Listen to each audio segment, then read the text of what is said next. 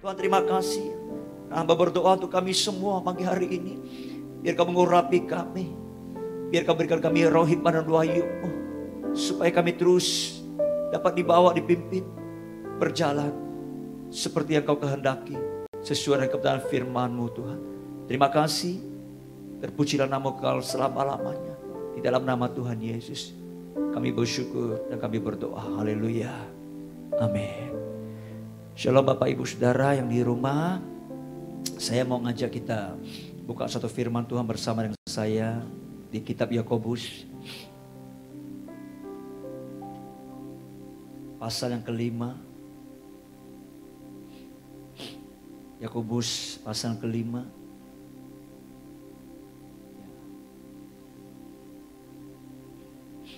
Nah saudara, ayat ke-7 ya. Nah, saudara tahu bahwa kitab Yakobus itu ditulis oleh Yakobus, saudaranya Tuhan Yesus Kristus saudara. Itu ditulis sekitar kira-kira tahun 40-an sampai sekitar 50-an saudara. Ya, nah kita tahu bahwa masa-masa penulisan kitab ini ya khususnya di abad pertama saudara, orang Kristen banyak mengalami penderitaan, banyak mengalami penganiayaan saudara, banyak mengalami kesukaran khususnya dari orang-orang Romawi, kekaisaran Romawi saudara. Nah, mereka ketika menghadapi pergumulan kesukaran, penderitaan saudara, bahkan pencobaan-pencobaan saudara, dikatakan ya bahwa mereka harus bersukacita. Ya, jangan sampai mengeluh, berputus asa saudara. Itu yang disampaikan, diajarkan saudara. Nah, kitab Yakobus itu sejajar dengan kitab-kitab yang lainnya seperti kitab Petrus, kitab Ibrani saudara, seperti itu. Dan isinya itu tentang bagaimana orang Kristen ketika menghadapi kesukaran, penderitaan, mereka tetap bertahan, mereka tetap survive, mereka tetap bisa bertekun, mereka tetap bisa maju, ya iman mereka tetap bisa bertumbuh, saudara, seperti itu saudara. Ya, dan itu yang Tuhan kehendaki buat kehidupan mereka saudara.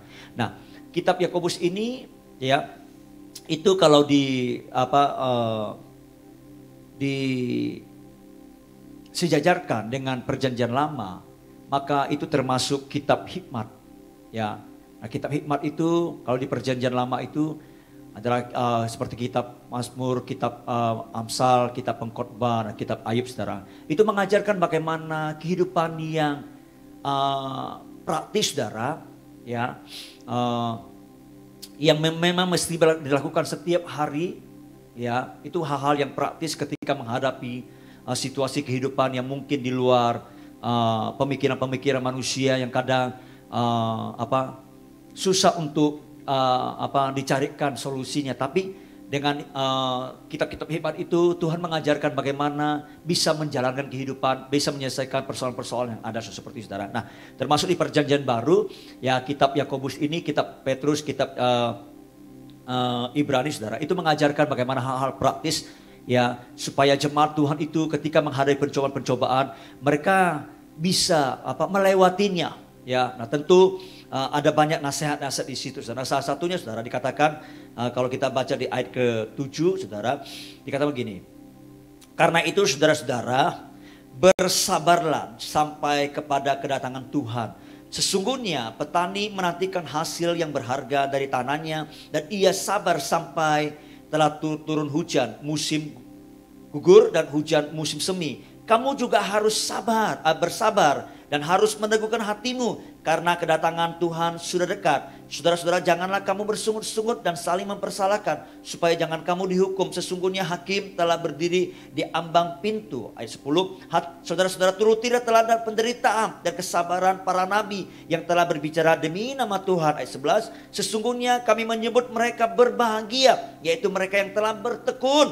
Kamu telah mendengar tentang ketekunan Ayub dan kamu telah tahu apa yang pada akhirnya disediakan Tuhan baginya, karena Tuhan Maha Penyayang dan penuh belas kasihan. Nah saudara, ini nasihat-nasihat yang diberikan oleh Yakobus saudara ketika orang-orang Kristen di abad pertama menghadapi penderitaan, pencobaan, dan penganiayaan dari Kekaisaran Romawi, saudara, seperti itu, saudara. Nah, dikatakan, saudara, ya, ketika menghadapi penderitaan, maka senjatanya adalah dihadapi dengan kesabaran, saudara.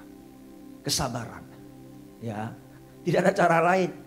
Ya, apalagi penderitaan itu panjang, harus dihadapi dengan kesabaran. Nah, kata kesabaran itu dalam bahasa Inggris ini ditulis dengan long suffering, penderitaan panjang, saudara. Ya, kalau diterjemahkan ke bahasa Indonesia, sabar, kesabaran, saudara. Jadi betul, saudara. Ya, kalau menghadapi penderitaan yang panjang, kita perlu kesabaran, saudara. Nah, kesabaran itu salah satu buah daripada Roh Kudus, saudara. Nah, kita tahu hari-hari ini kita tidak tahu sampai kapan. Dari awal pertengahan Maret, pemerintah mengumumkan ya sekitar 2 minggu lah untuk lockdown, ya seperti itu. Tapi sekarang ketika kita lewati, alami, sepertinya hidupnya tidak enak, dibatasi dan sangat menderita sekali, saudara. Ada banyak orang sudah mengalami dampaknya.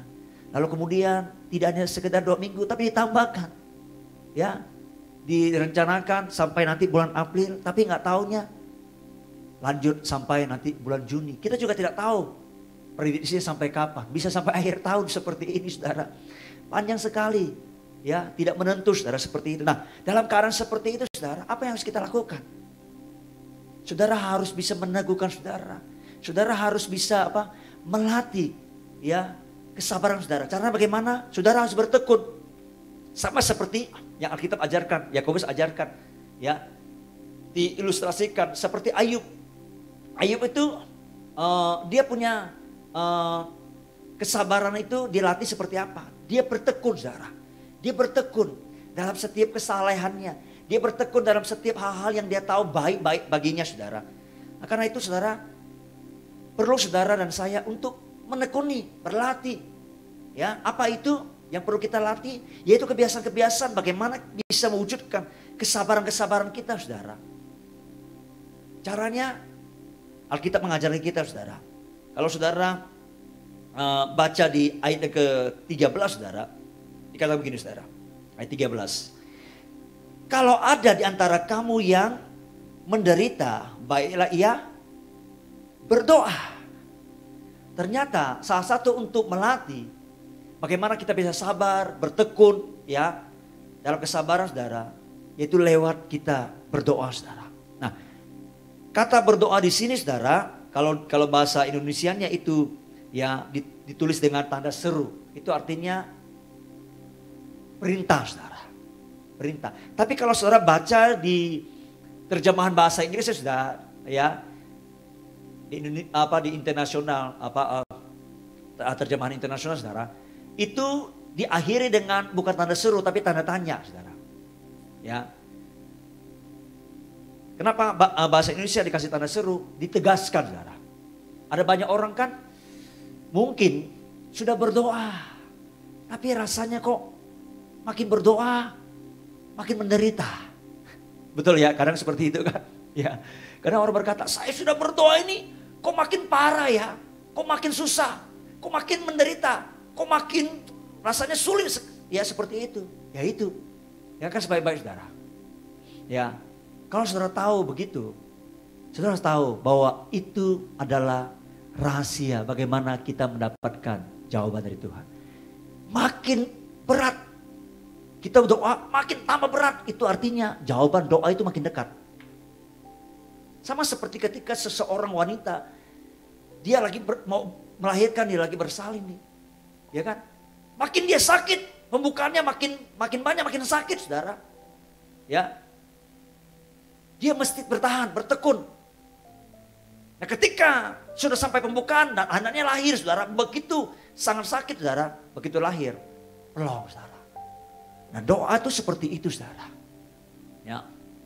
Nah, termasuk juga dalam kita doa peperangan, saudara. Kalau kita makin berdoa, kok semakin banyak tekanan, saudara. Ya, musuh kok semakin membuat situasi kok makin menekan saudara. Itu tandanya musuh itu sudah mulai kehilangan senjata atau ilmu pamungkasnya saudara. Kita tahu kalau dalam ilmu persilatan saudara, ada pemeran utama atau anak mudanya melawan penjahat utamanya saudara. Ketika penjahat utamanya dikalahkan saudara, ya step pertama, step kedua, maka ketika dia sampai step terakhir, dia akan keluarkan ilmu terakhirnya. Supaya apa? Supaya anak muda itu dikalahkan saudara. Nah dalam peperangan rohani itu seperti itu saudara. Ya, iblis tahu kalau kita makin bertekun dalam doa, jawaban doa itu akan makin dekat. Sama seperti ketika Daniel ketika berdoa selama 21 hari. Dikatakan ada malaikat Mikael yang turun membawa jawaban doa untuk Daniel. Tapi ketika malaikat Gabriel itu turun, malaikat itu menghadapi ada kerajaan Persia. Ya, dikatakan seperti itu. Nah, kita tahu kerajaan Persia ditulis dalam kitab Daniel itu, waktu Daniel sampaikan itu, ya itu bukan kerajaan yang kelihatan. Karena yang menghadapi itu malaikat. Ya, kalau malaikat kan nggak mungkin, kalau kerajaan manusia itu pasti nggak mungkin bisa mengalahkan malaikat lah seperti itu saudara. Itu artinya ada peperangan rohani di situ. Lalu kemudian malaikat Mikael turun membantu malaikat Gabriel, sudah seperti itu saudara, berperang. Ya, nah sementara malaikat Mikael berperang, Gabriel datang kepada Daniel dan memberitahukan apa yang akan terjadi dan apa yang sedang terjadi waktu Daniel berdoa itu seperti itu. 21 hari saudara. Jadi perlu ada waktu. Nah waktu-waktu seperti ini saudara harus dijalani dengan kesabaran. Ya, dan itu gak gampang. Perlu ada keteguhan hati saudara. Ya. Nah orang Kristen di abad pertama saudara diajarkan seperti itu. Ya, bahkan dalam kitab Tesalonika diajarkan tetaplah berdoa, tetaplah mengucap syukur. Ya, itu orang Kristen ya sekitar kalau dihitung-hitung umurnya baru berapa lama sih? Yesus 33,5 tahun dia naik ke surga. Lalu kemudian sekitar tahun 40-an ya kira-kira nggak berapa lama lah mereka baru menjadi orang Kristen. Tapi diajarkan untuk tetap berdoa, tetap mengucap syukur dalam segala hal, jangan bersungut-sungut saudara. Karena itu saudara dan saya mesti teguhkan hati kita untuk sabar. Ya. Dan ada satu ayat saudara, ya dikatakan begini, bertekun, sabar sampai apa? Kedatangan Tuhan. Ya, sampai kedatangan Tuhan saudara. Ya ayat ke-7 saudara. Lalu katakan, kamu juga harus sabar dan harus meneguhkan hatimu karena kedatangan Tuhan sudah dekat. Nah, kalau kita menderita, kita harus sabar sampai Tuhan datang, saudara. Nah, kalau kita lagi mengalami penderitaan, ingat, oh sebentar lagi Tuhan datang. Itu akan menjaga hidup kita supaya kita tetap hidup dalam kebenaran Tuhan. Supaya di tengah-tengah penderitaan pun kita tidak bersalah. Kita tidak melakukan hal yang notabene dosa di hadapan Tuhan, saudara. Ya. Nah, kalau saudara baca di Kisah Rasul pasal 14, saudara. Ini juga jemaat mula-mula ayat 22, saudara. Saya akan bacakan saudara. Di tempat itu mereka menguatkan hati murid-murid itu dan menasihati mereka supaya mereka bertekun di dalam iman dan mengatakan bahwa untuk masuk ke dalam kerajaan Allah kita harus mengalami banyak sengsara. Saudara, kalau untuk saudara dan saya masuk dalam kerajaan Allah, kita berkata kita harus banyak mengalami penderitaan. Jadi penderitaan itu bukan sesuatu yang aneh bagi orang Kristen harusnya. Itu harus menjadi satu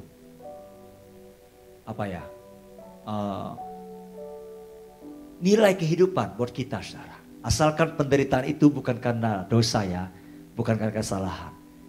Tapi penderitaan itu kita tahu, itu Tuhan izinkan sebagai proses bagi kita untuk hidup sesuai dengan kehendak Tuhan, saudara. Saya berdoa, kita tidak alergi dengan penderitaan. Tapi justru penderitaan itu akan mengajar kita menjadi sebuah proses untuk Tuhan membentuk hidup kita, saudara. sungguh-sungguh dengan dia. Ingat, berkali-kali Yesus berkata, kalau engkau mau ikut aku, engkau harus pikul salib dan menyangkal diri. Dan itu bicara soal penderitaan, di mana kita berkorban di situ. Ya, saya berharap, saya berdoa, saudara tetap meneguhkan hati saudara, iman saudara tetap bertambah teguh dalam Tuhan, dan kita percaya waktu kedatangan Tuhan sudah semakin dekat. Amin. Kalau besok kita memperingati kenaikan Yesus ke surga, dia berjanji waktu dia naik ke surga, ada 2 orang malaikat yang berkata dalam firman Tuhan, bahwa Tuhan akan datang kembali dengan cara yang seperti yang murid-murid lihat, saudara. Kita percaya kedatangan Tuhan sudah semakin dekat. Karena itu saudara, jangan pernah saudara kendor, saudara undur dari setiap apa yang memang harus kita lewati, saudara. Amin, Bapak Ibu Saudara. Ya, kalau saudara bisa ikuti saya besok dalam khotbah, saya akan mengajarkan tentang bagaimana kita mempersiapkan diri kita sebagai mempelai Tuhan. Ya, menanti kedatangan Tuhan Yesus yang kedua kali sebagai mempelai pria kita, saudara. Ya, saya akan sampaikan, ulaskan, ya. Dan saya berharap ketika saudara mengikutinya, saudara bisa membuka hati saudara. Ya, saya berdoa Roh Kudus akan menolong kita semua. Amin, Bapak Ibu Saudara. Saudara yang mungkin hari-hari ini sedang mengalami kesusahan, penderitaan, ayo teguhkan hati saudara.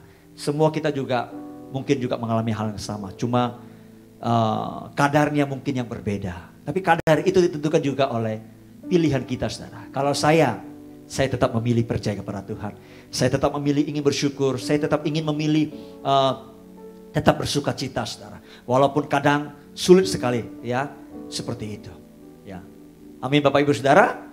Saya berharap apa yang saya sampaikan ini bisa menjadi kekuatan bagi saudara.